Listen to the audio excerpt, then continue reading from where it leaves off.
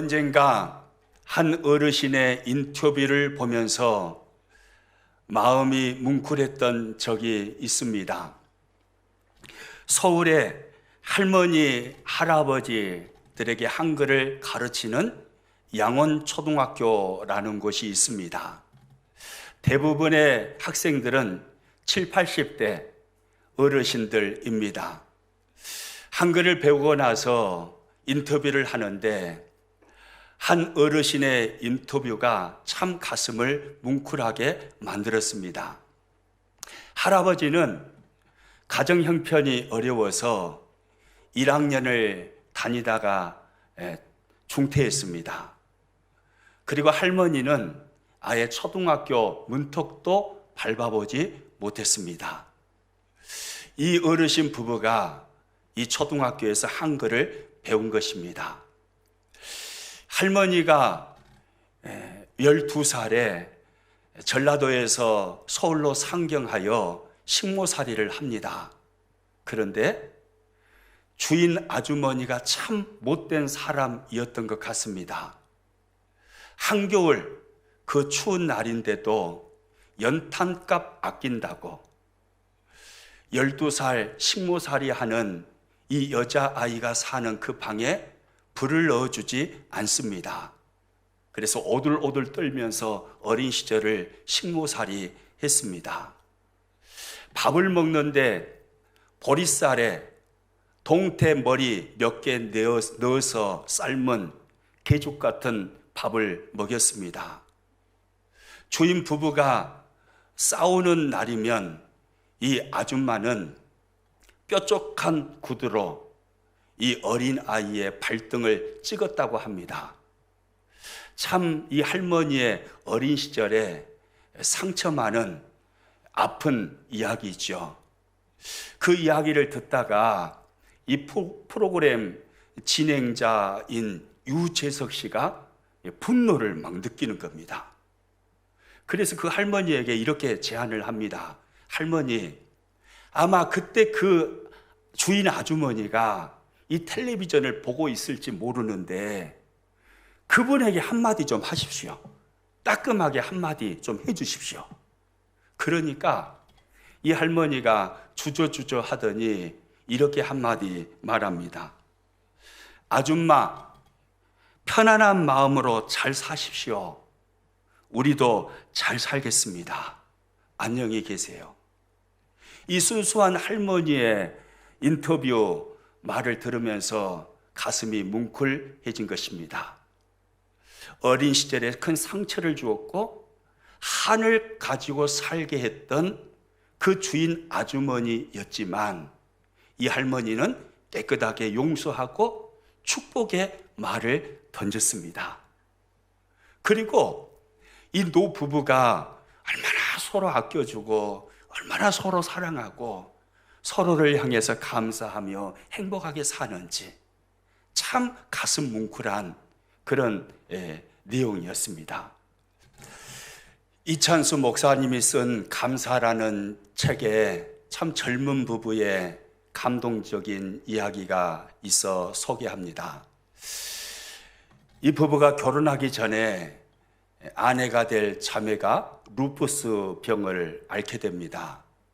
루푸스라는 이 병은 면역 체계에 이상이 생겨서 자신의 인체를 공격하는 무서운 병입니다.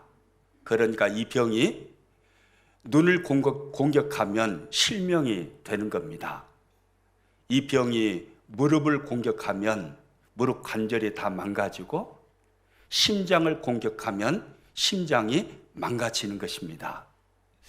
이 형제가 결혼하기 전에 자매가 이 루푸스라는 무서운 병을 앓고 있음을 알았습니다. 그런데도 이 형제는 자매에게 청혼을 합니다. 우여곡절 끝에 이 청춘 남녀가 결혼을 했고 결혼한 지 5개월째가 됐는데 중환자실로 아내가 실려갑니다. 이런 여러 난관을 거치면서 현재 5년 동안 살고 있는데 이 남편 된 형제가 아내를 향하여서 그리고 하나님께 감사의 글을 썼더라고요. 1년에 여러 차례의 입원과 퇴원의 반복, 퇴원 후 병원 의자에서의 쪽잠, 2번의 유산으로 아이를 양육하는 행복과 기쁨은 아직 모르는 부부, 풍요롭거나 넉넉함과는 거리가 먼, 돈이 생겨도 빚 때문에 만져보지도 못하고 사라지는 유리통장, 힘들어도 가장의 무게로 지쳐도 누구에게 쉽게 내색하거나 표현하지 못하는 남편의 삶, 아마 세상 사람들의 눈으로 바라보았을 때는 내가 참 한심하고 불쌍한 사람으로 보일 것입니다. 그렇지만 믿음의 눈으로 바라보면 이렇게 감사한 일로 바뀝니다. 루푸스라는 희귀한 난치병을 가진 자매와 부부로 맺어주셔서 나 자신이 먼저가 아니라 자매를 먼저 배려할 수 있는 마음을 주심에 감사합니다. 병이 더 악화되기 전에 입원으로 예방해 주심에 감사드리고, 또 언제 다시 입원할지는 모르지만 퇴원할 수 있게 해주셔서 감사드립니다. 유아부 아이들과 자녀들이 많은 소그룹 셀을 허락해 주셔서 한두 명이 아닌 수십 명의 아이들과 함께하는 기쁨과 행복을 주심에 감사드리고, 넉넉하지는 않지만 주일 헌금과 11조를 드릴 수 있는 기쁨을 주심에 감사드립니다. 가장의 무게와 삶의 힘든 부분들을 셀에서 나누고 함께 울고 위로받음으로 치유의 은혜를 주심에 감사드립니다. 아내가 루푸스라는 병을 앓고 있어 스스로 입원을 해야 하고 넉넉하지 않는 삶을 살아가고 있음에도 불구하고 이 남편은 하나님께 참 많은 감사를 하면서 살더라고요.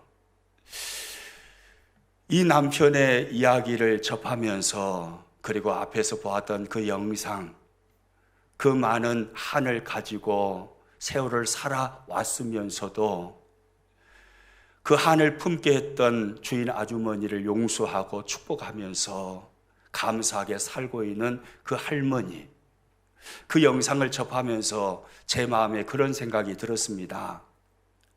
나도 어떻게 하면 모든 상황 속에서 감사할 수 있을까? 우리 평안의 식구들이 어떻게 하면 모든 상황 속에서 감사하며 행복하게 살 수 있을까라는 생각 말입니다.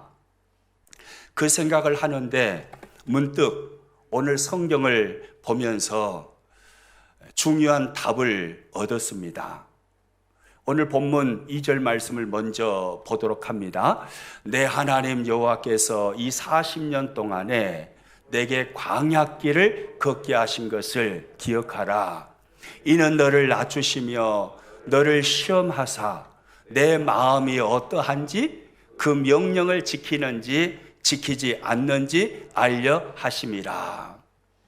먼저 오늘 성경을 보면서 우리가 깨달는 것이 있습니다. 그것은 모든 사람의 인생길에는 광야가 있다는 것입니다. 출애굽 후 하나님은 당신이 사랑하는 백성들, 이스라엘 사람들을 40년 동안 광야길을 걷게 하신 것처럼 오늘 이 시대를 살고 있는 하나님의 사람들인 우리를 향하여서도 때로는 하나님께서 광야길을 허락하시기도 하는 것입니다. 그러면 왜 하나님은 우리의 인생길에 광야를 주시는 것일까요? 그 이유를 노란 글씨를 통해서 성경은 이렇게 말씀합니다. 노란 글씨 다시 한번 읽어봅니다. 이는 너를 낮추시며 너를 시험하사 내 마음이 어떠한지 그 명령을 지키는지 지키지 않는지 알려 하심이라. 무슨 말입니까? 한마디로 말하면 하나님께서 하나님이 사랑하시는 백성들에게 광야를 주시는 것은 훈련하시기 위함이라는 것입니다. 그러므로 하나님께 쓰임받는 모든 하나님의 사람들에게는 반드시 광야가 있습니다. 오늘 이곳에서 예배하는 저와 여러분도 예외가 아니죠. 영상을 통해서 예배하시는 여러분도 예외가 아니죠. 누구에게나 예외 없이 하나님의 사람에게는 광야가 찾아옵니다. 하나님의 아들이셨던 예수님도 마찬가지였습니다. 예수님께서 공생애를 시작하시기 위하여 세례를 받으셨을 때, 그때 마귀에게 이끌려 광야로 들어가는 장면이 성경에 나오지요. 마가복음 1장 12절 말씀 같이 읽겠습니다. 성령이 곧 예수를 광야로 몰아내신지라. 누가요? 성령님께서요. 성령 하나님께서 예수님을 광야로 몰아내셨다라고 성경이 말씀합니다. 마귀가 득실거리는 그 광야로 성령님께서 몰아내신 것입니다. 누구를요? 예수님을요. 몰아내셨다라는 것은 아주 강한 표현이잖아요. 성령 하나님께서 공생애를 시작하시는 예수님을 광야로 집어 넣으신 것입니다. 하나님의 아들이셨던 예수님조차도 광야를 통과해야만 했던 것입니다. 엘리야, 구약 성경의 위대한 선지자로 쓰임받은 엘리야를 보십시오. 열왕기상 17장 1절에 가서 보면 역사의 무대에 올라서는 엘리야가 아합 왕을 향하여서 호탕하게 이렇게 선포합니다. 우리 같이 한번 읽습니다.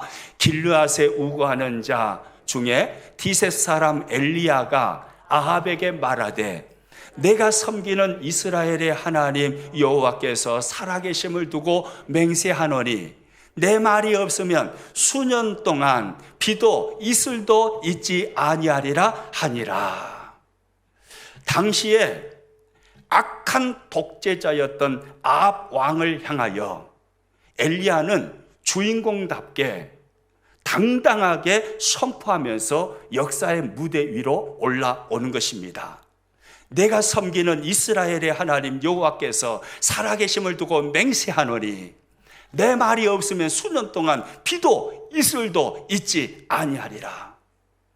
얼마나 멋진 선포입니까? 그런데 이 선포가 있은 후 바로 직후에 하나님은 엘리야를 광야로 몰아 넣어버리십니다. 열왕기상 17장 3절 4절입니다. 너는 여기서 떠나 동쪽으로 가서 요단 앞 그릿 시냇가에 숨고 그 시냇물을 마시라. 내가 까마귀들에게 명령하여 거기서 너를 먹이게 하리라. 얼마나 초라한 모습입니까? 그렇게 자신만만하게 주인공답게 아합 왕에게 도전장을 내밀며 선포했는데, 그런데 도망가 숨는 것입니다. 얼마나 허풍쟁이로 보였겠습니까?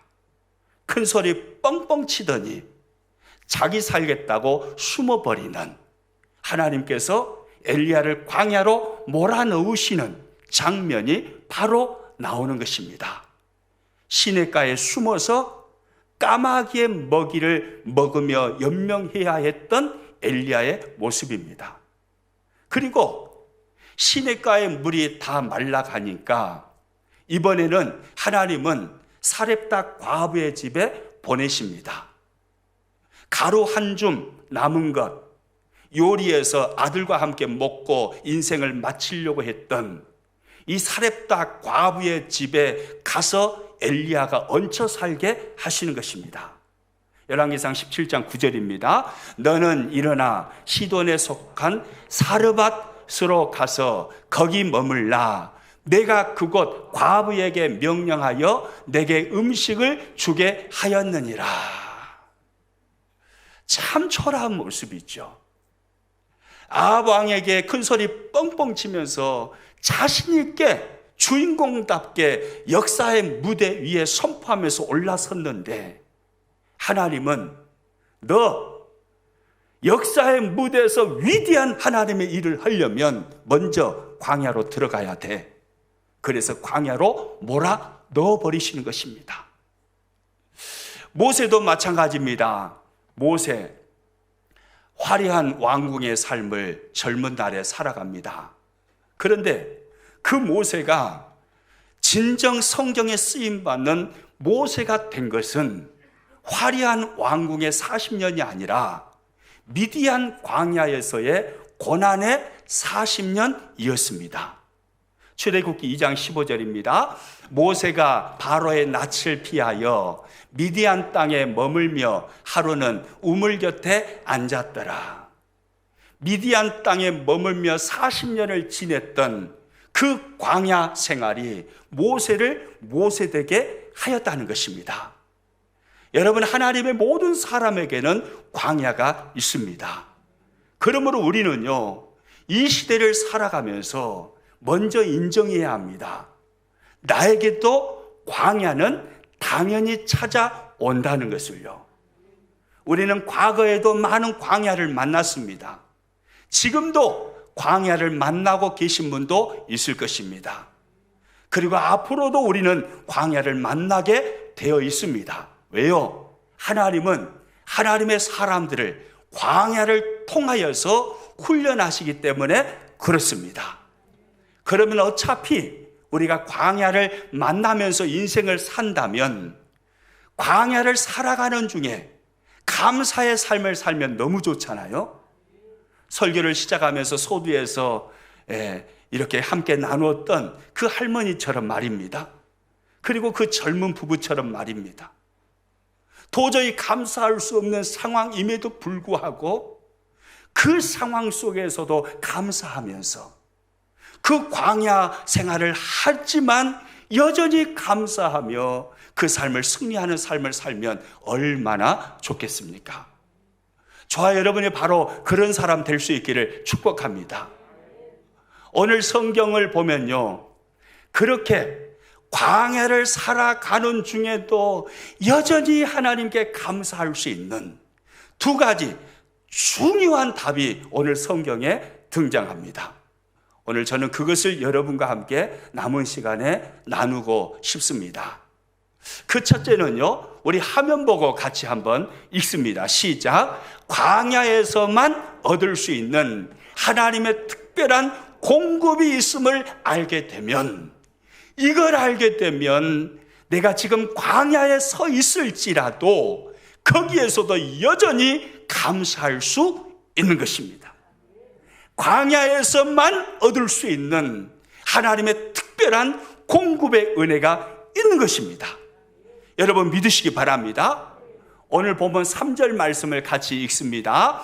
너를 낮추시며 너를 줄이게 하시며 또 너도 알지 못하며 내 조상들도 알지 못하던 만나를 내게 먹이신 것은, 이 말씀을 주목하여서 잘 보시면요, 하나님께서 이스라엘 백성들에게 광야를 허락하신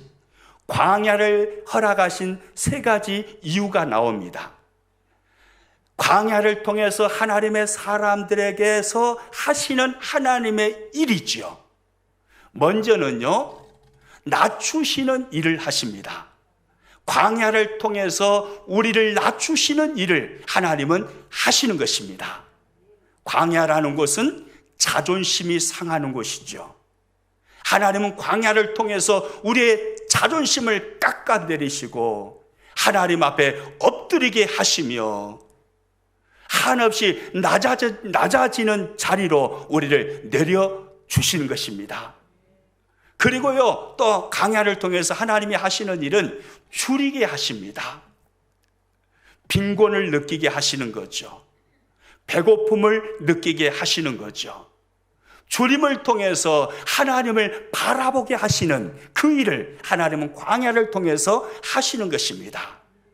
그런데요, 낮추시며 줄이게 하시는 이 일만 광야를 통해서 하시는 것이 아닙니다. 이 3절 말씀을 보면 너를 낮추시며 너를 줄이게 하시며 그 다음에 뭔 단어가 나옵니까? 또라는 단어가 나옵니다. 또 하나님께서 광야를 통해서 하나님의 백성들에게, 오늘 우리들에게 하시고자 하는 또 또 다른 일이 있으시다라고 말씀하시는 것입니다. 여러분이 가지고 있는 성경 또라는 단어에 동그라미를 한번 쳐보세요. 또 하나님께서 광야를 통해서 우리의 삶에 하시고자 하시는 또 다른 일, 낮추시며 줄이시는 그 일 외에도 또 다른 일이 있다는 것입니다. 여러분, 또 다른 그 일이 뭡니까? 따라서 해봅니다. 만나를 내게 먹이신 것은, 무엇을 광야를 통해서 이스라엘 백성들에게 내리신다는 것입니까? 만나예요. 만나를 먹이시는 일을 하나님이 광야를 통해서 이스라엘 백성들에게 하셨다는 것입니다.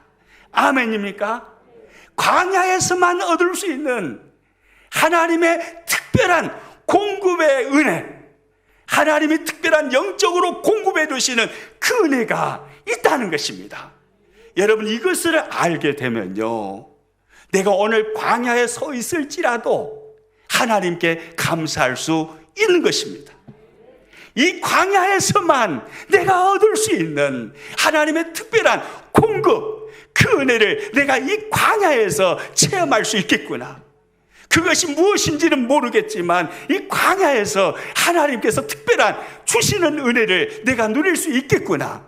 여러분, 이렇게 생각하는 순간 광야에 서 있을지라도 감사하지 않겠습니까? 이어지는 4절에서도요 같은 말씀을 합니다. 4절 말씀 같이 있습니다. 이 40년 동안에 내 의복이 헤어지지 아니하였고 내 발이 부르트지 아니하였느니라. 이 40년은 어떤 세월을 보낸 시간을 말하는 것입니까? 광야의 세월을 보낸 시간입니다. 이스라엘 백성들이 40년 동안 광야 생활을 했는데 그때 놀라운 하나님의 은혜가 있었다 이 말이에요. 의복이 헤어지지 않았습니다. 발이 부르트지 않았습니다. 무슨 말입니까? 광야에서만 얻을 수 있는 하나님이 살아계셔서 역사하시고 일하시는 놀라운 체험을 이스라엘 백성들이 40년 동안 광야에서 했다 이 말입니다. 여러분, 의복이 헤어지지 않았다, 이게 무슨 말이에요? 40년 동안 그들이 광야 생활하면서요 단벌로 살았습니다. 한 벌 옷을 입고 살았는데, 그런데 희한합니다. 40년을 입었는데 옷이 떨어지지가 않는 거예요. 40년을 입었는데요 발이 부르트지 않았다, 무슨 말입니까? 40년 동안 한 켤레 신발을 신고 살아갑니다. 그것도 광야를 걸어가는 것입니다. 그 뜨겁고 돌이 많은 그 황무지 광야를 한 켤레 신발을 신고 걸어가는데, 그런데 40년 동안 그 신발이 떨어지지가 않습니다. 그리고 발이 부르트지가 않습니다. 무슨 말입니까? 하나님이 살아계셔서 광야 생활 내내 이스라엘 백성들 가운데 역사하셨다는 거죠. 아멘이시죠? 광야에서만 얻을 수 있는 하나님의 특별한 공급이 있는 것입니다. 저도요 신앙생활 한 30몇 년 하다 보니까요, 제 신앙생활에서요 가장 은혜의 때를 간증하라고 한다면, 누군가가 그렇게 물어본다면 저는 그 간증의 때를 광야의 때라고 말할 것입니다. 왜요? 내가 살아오면서 신앙생활 하는 중에 내 마음에 지금도 살아있는 그 생생한 하나님의 은혜, 그 놀라운 은혜는 광야 생활 속에서 체험했기 때문입니다. 4번의 교통사고를 당하면서 하나님께서 살아계시는 생생한 은혜를 체험할 수가 있었습니다. 저에게만 그러겠습니까? 우리 모두도 마찬가지일 것입니다. 광야에서만 얻을 수 있는 하나님의 특별한 공급의 은혜가 있음을 믿으시기 바랍니다. 이 사실을 아는 것이요, 내가 지금 광야를 살고 있을지라도 감사할 수 있는 놀라운 비결이 되는 것입니다.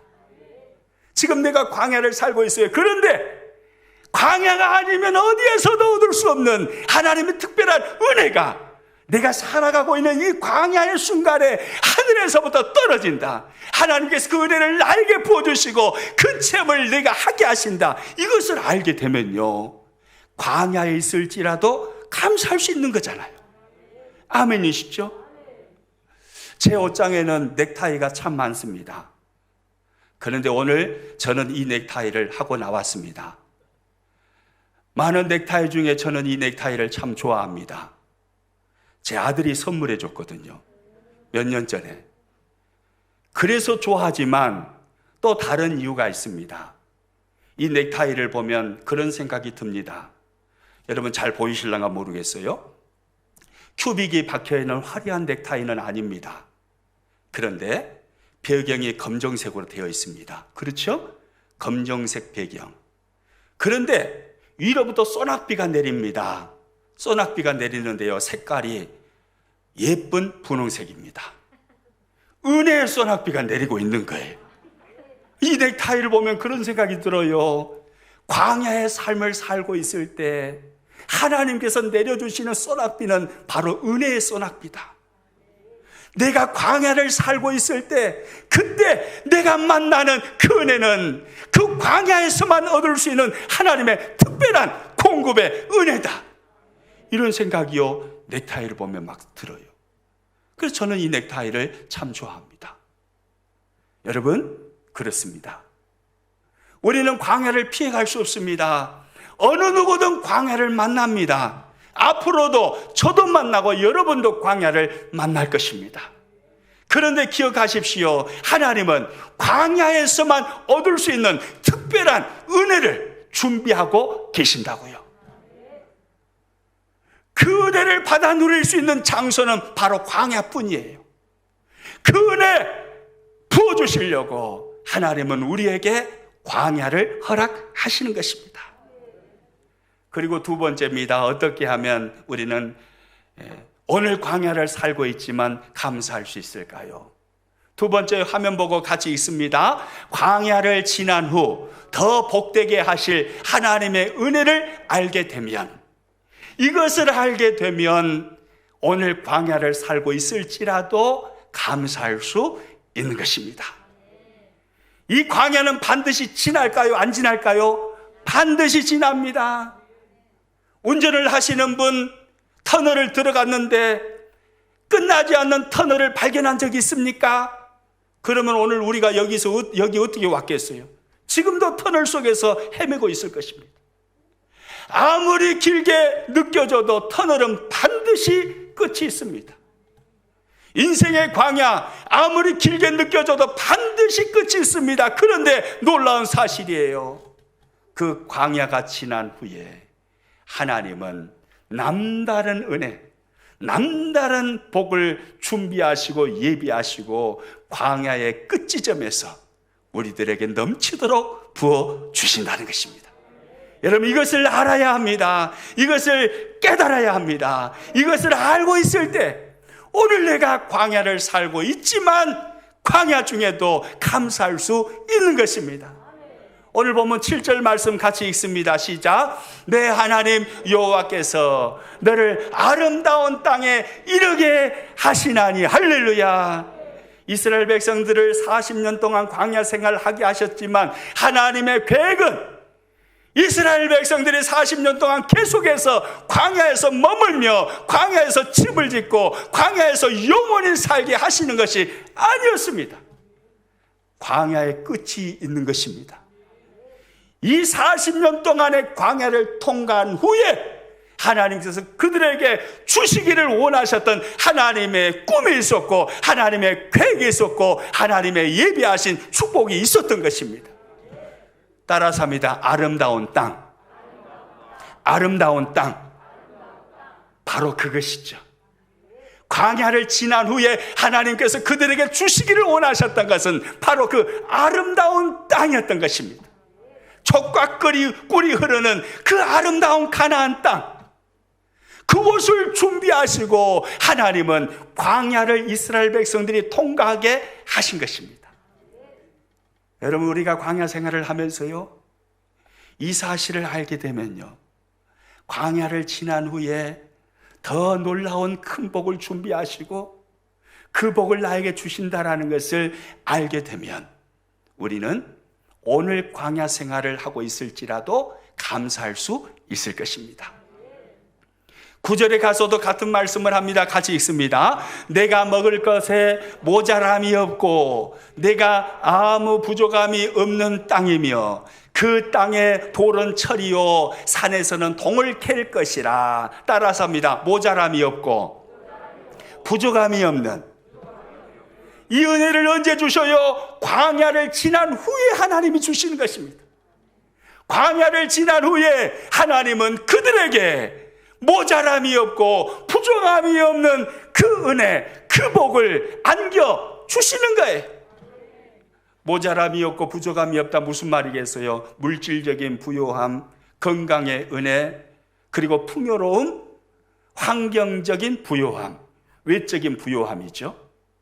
광야를 지난 후에 하나님은 외적인 부요함, 외적인 복을 주신다는 거예요. 그런데 하나님의 말씀은요, 여기서 멈추지 않습니다. 9절 다음에 몇 절이 있을까요? 9절 다음에 몇 절이에요? 9절 다음에는 10절이 옵니다. 그 10절에 가서 보니까요, 광야를 지난 후에 하나님께서 당신을 사랑하는 백성들에게 주시기를 원하시는 것은요, 외적인 은혜만이 아니었더라고요. 더 놀라운 은혜를 하나님은 준비하고 계셔요. 10절 말씀 같이 읽습니다. 내가 먹어서 배부르고 내 하나님 여호와께서 옥토를 내게 주셨으므로 말미암아 그를 찬송하리라. 할렐루야. 따라서 합니다. 그를 찬송하리라. 그를 찬송하리라. 무슨 말입니까? 하나님은 이스라엘 백성들을 위하여서 광야를 지난 후에 부족함이 없고 넘치는 외적인 부요함만을 주시는 분이 아니시고 그를 찬송하리라. 하나님으로 인하여 영원히 춤을 추는 것입니다. 그 하나님으로 인하여 영원히 기뻐하는 것입니다. 그 하나님을 경험하고 광야 가운데서 만나주신 그 하나님을 체험하고 그리고 그 하나님으로 인하여 영원히 기쁘게 춤을 추며 찬송하는 영적인 은혜를 하나님이 더하여 주신다는 것입니다. 영적 성숙이죠. 그래서 보세요. 광야를 만난 사람이 영적 성숙이 크게 일어나는 것입니다. 누가 신앙생활을 하다 보면 진국으로 보이든가요? 광야를 많이 만난 사람이 진국으로 보여요. 그러지 않던가요? 여러분 안 그런가 봐요. 돈 많은 사람들이 진국으로 보이던가요? 아니에요.